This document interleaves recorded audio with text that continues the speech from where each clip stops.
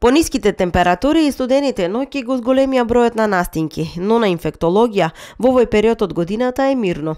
Според Катица Марангозова, специјалист инфектолог, овој период од годината е нормално да има настинки, а потечките клинички слики на грип на нивното оделение ги очекуваат во декември и јануари. Сепак досега времето беше благопријатно, така да малку фреквенцијата на заболување беше намалена на нашето оделение.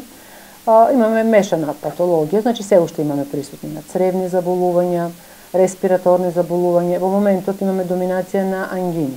Најчесто кај нас се хоспитализираат гнојни ангини и имаме појава на неколку случаеви на инфективна мононуклеоза серолошки докажана.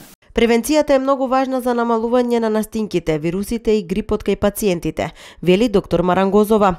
Според неа, граѓаните треба редовно да ги мијат рацете, да се проветруваат просториите, особено каде што има повеќе луѓе, да се конзумира повеќе овошје и зеленчук, да се пијат топли напитоци, да се јаде пилешка супа, а за хронично болните пациенти се препорачува да се прими и вакцина против сезонски грип. Посебно да се вакцинираат оние пациенти кои минатата година мака измачиле со бронхопневмонијата, а исто така има и дополнителни имуностимуланси кои можат да ги користат, но за нив да се консултираат со својот матичен лекар, дополнува Марангозова.